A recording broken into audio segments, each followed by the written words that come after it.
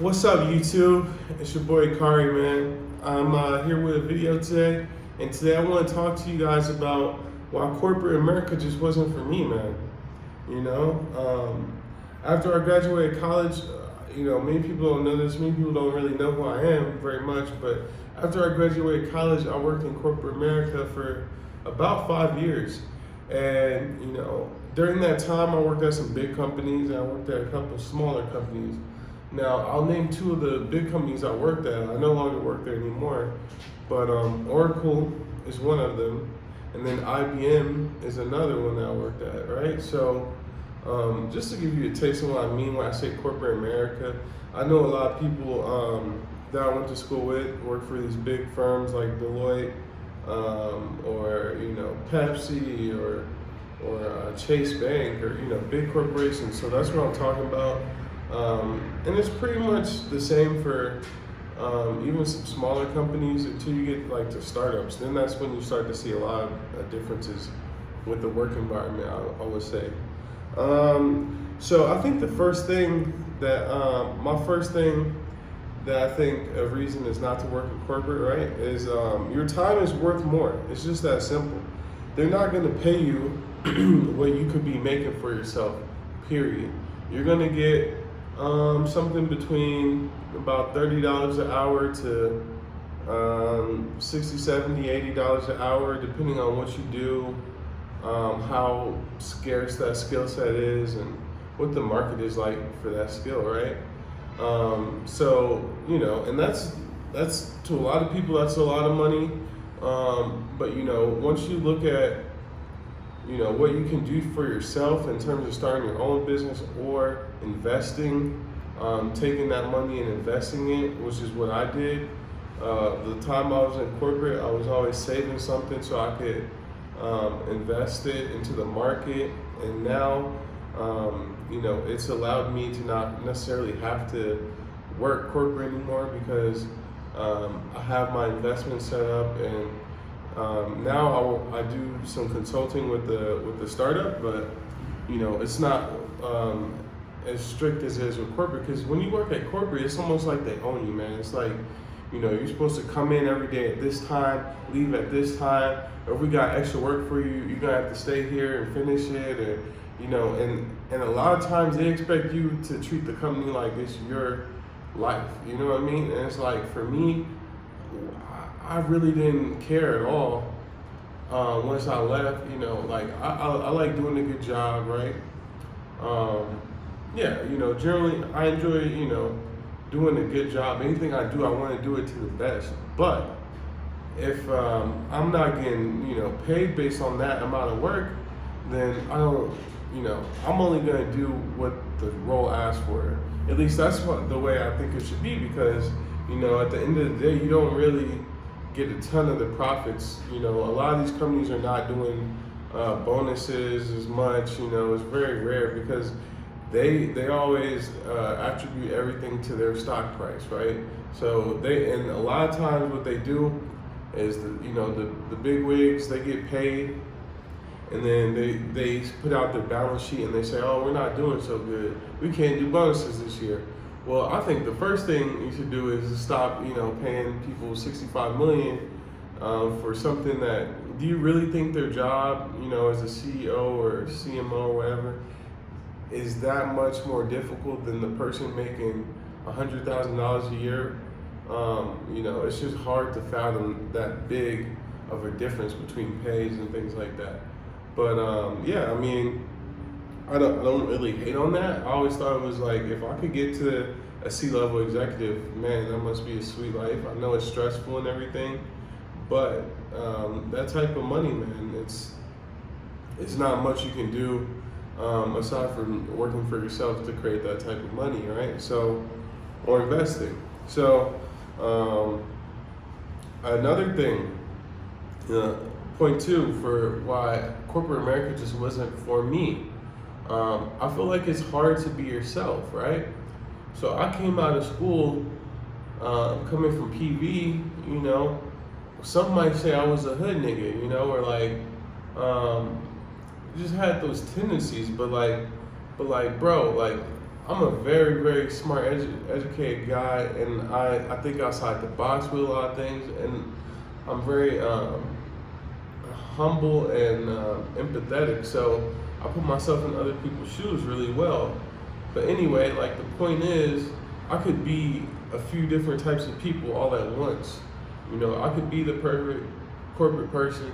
I could be a hood nigga. I could be, you know, anything in between or outside of that. It's just up to me and what I want to be. You know what I mean?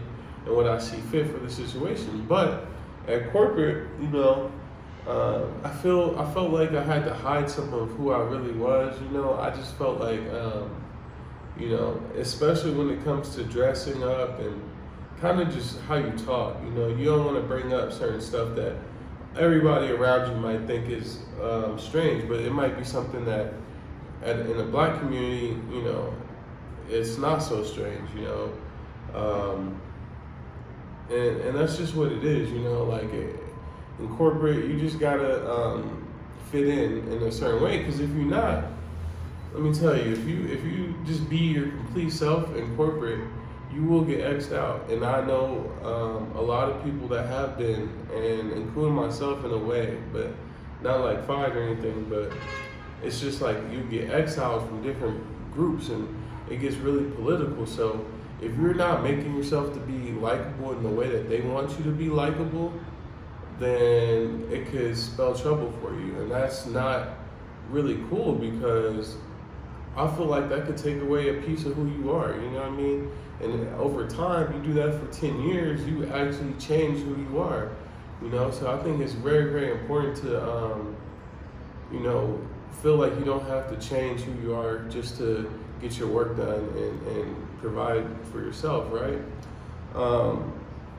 So third reason, number 3, is going to be the dynamics that you have to deal with, and it kind of touches on politics as well. So as you know, people in corporate don't work alone. You're working with sometimes hundreds of thousands of different people, right? So with that, you're usually divided into teams and groups and stuff like that. And you know, you don't really get to pick the teams that you get put on, and you could end up with a bad team. Like, I've ended up on some very bad teams in corporate America where the boss was an idiot, or maybe we just had people that were that just didn't, you know, care, and maybe they were like a cancer to the rest of the team, which can happen very easily. And if maybe they're cool with the boss though, so they get away with more stuff than everybody else gets away with, and they don't work as hard, but you know, eventually everybody else starts taking note about that type of stuff. And the thing about corporate is everybody's so nosy. Everybody's so nosy. Everybody's in everybody's business. If somebody comes in late, everybody over here is whispering about it, you know what I mean? Do you really want to live your life like that? You know what I'm saying? Like, it doesn't, like, who wants to be talked about for when they come into work? Like, yeah, I had stuff to do, you know what I mean? Like, who, you know, I always felt like really funny about all that. Like, who are you to try to tell me when and where? Because honestly, man, it's just not for me, and that's what this video is about. But I figured it out. It didn't take me so long. I mean, a lot of people spend, you know, a better life of their 20s, 30s, and 40s doing this, you know, working in corporate. I'm glad I'm not doing it anymore, but for the time I was, I definitely was, I just had a feeling like, yo, kind of like slavery, bro. Like, you show up at this time, you work till then, you get, you know, the American dream that most people sell and talk about is one of unlimited earning potential, right? But they don't tell you, you gotta fight for that yourself, you feel me? Ain't nobody gonna come, you know, give you an opportunity that where you can make an unlimited amount of money, and really it's just based off how much effort you put into it. So you gotta make that happen on your own. And like I said, with the work teams and dynamics, and you're always dealing with somebody's attitude. You never know when your boss had a fight with their significant other on the way in, or, you know, that type of stuff. And it's real, man. People, and then the like little sly comments, like the people in power, you know, they're very likely to to if you have a not so good boss. Now there are some great bosses out there. You know, what I mean, I had a couple of great bosses that were just good. It made you want to do your work and didn't get in the way, right? But a lot of times that power gets to them and they start tripping, man. Like, and it's like I said, it's subtle because they have the upper hand. They're seen as the boss or the more senior person. But man, it don't just because somebody has 10 years, 15 years doing something, they still might be an idiot. You feel me? And that was exactly what happened at one of my jobs. I had a boss that was a complete idiot. He was screwing everything up. Everybody, you know, on the team was trying to help him, and he's the boss, but we trying to help him understand the basics. You know what I mean? So, does that make sense? That just didn't make sense to me.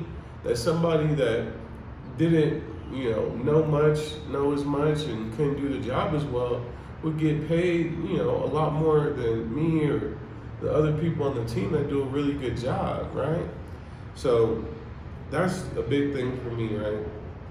The dynamics, the teams, the politics, and all that. So number 4, I want to talk about the schedule, right? So I touched on that a little bit, but your schedule, man. I had one job where in corporate where it was salary with overtime. So they worked.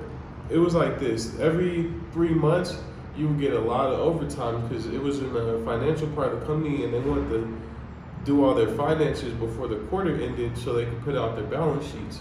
So for 1 month, every quarter, every 3 months, we would get to work on like the weekends, right? And it was like required / I mean, they're paying you a lot to do it. So that was cool. But the whole thing about that is, you know, you really don't have a chance to pursue your own priorities, right? If you decide you want to do this, something else outside of corporate, or, you know, something of your own, say you want to be a music producer, or be a fashion designer or something like that.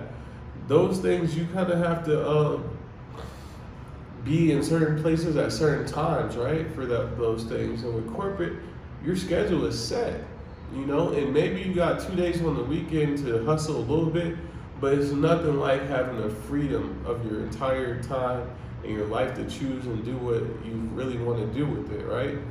For example, if you want to be a music producer, yeah, okay. First of all, you attach to a certain place with your job, right? You can't, your mobility is off. You have to be there during the week. You're not going to take a flight to Atlanta or LA or Miami or New York just for a day when you got to be back on Sunday for work on Monday, right? And it's really not cost effective either. So if that's something that you really want to do, a music producer, for example, then you kind of got to go all in and invest yourself in that place where you think you might make the most connections. And, you know what I mean, you can't be worried about some 9 to 5 where you got to check in for 8 hours a day, and when you get off it's already nighttime, and then you got to recharge for the next day and this and that. It's like, you know, it's almost impossible. Like, you can do hobbies and you can make a little money on the side, and you can, I mean, it's not impossible to build a business up out of while you're working corporate and make it big, but you're gonna have to work your ass off for that, you know, which is fine. But maybe if you just focus on that full time, you might get there a lot quicker, and you might not have to deal with the BS from corporate, right? So that's all I'm saying. Like, I'm not telling if you know, if corporate's working for you right now and you feel like it's pushing you in that direction you want to go, then more power to you. But I just felt like, you know, with the overhead you incur, like for me, I was in a place I didn't want to be anyway. Like the city I was working in, I didn't want to be there. I went there for my job. And I was, you know, a lot of my money was going towards just living there. Like I was on my own. I know nobody. I need to get an apartment. I need to furnish it.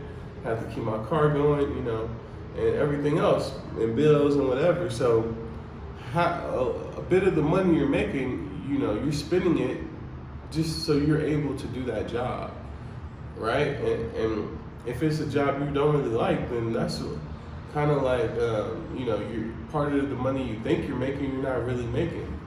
Because when you make money, that money should be something.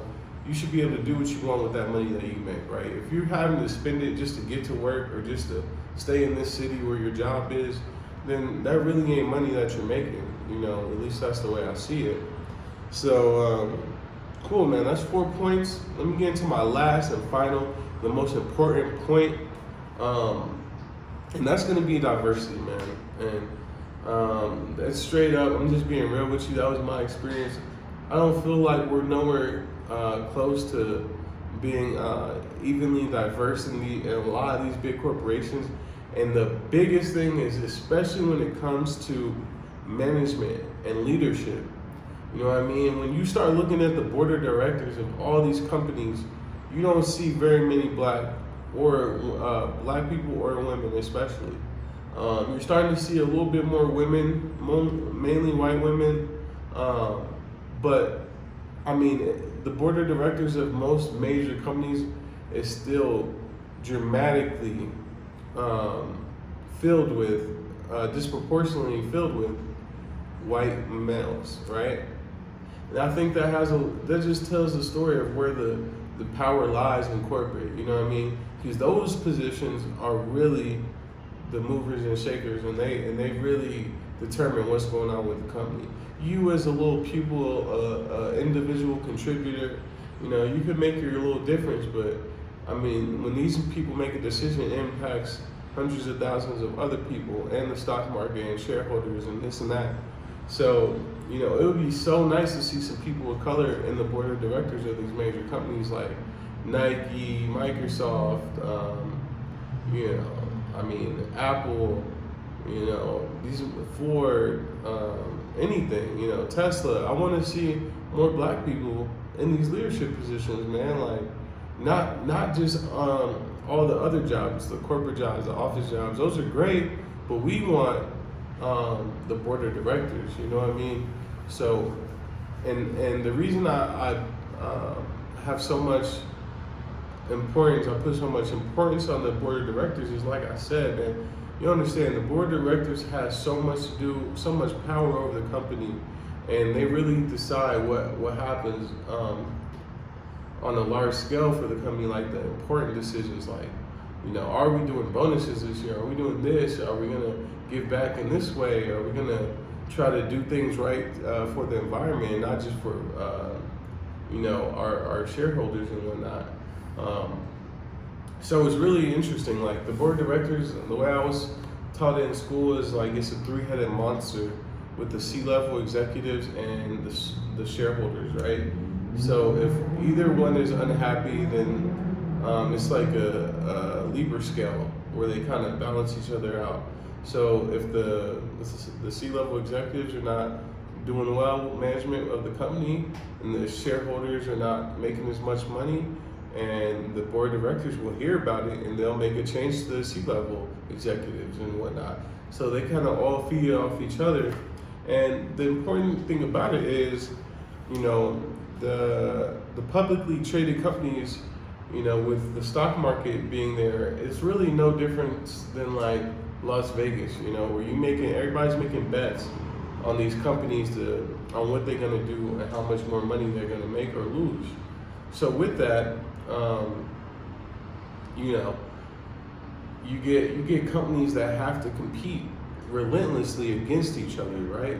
If I'm a car maker and this guy's a car maker, whoever's gonna do the most to increase profit is gonna win, right? So they become extremists in that. They try to stretch their profit extremely hard, and they start doing things that I don't think is great. Like, for example, when like DirecTV started doing that, where they would do promotions and then just upgrade people without saying nothing, right?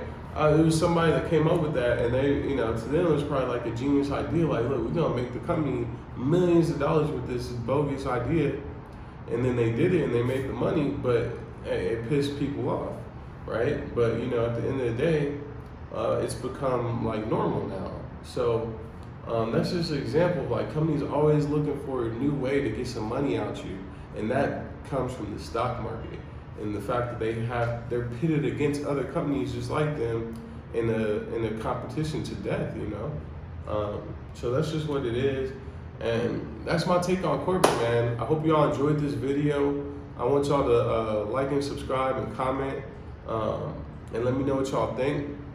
If some of y'all work in corporate, do y'all have aspirations of not working corporate? Do you love corporate?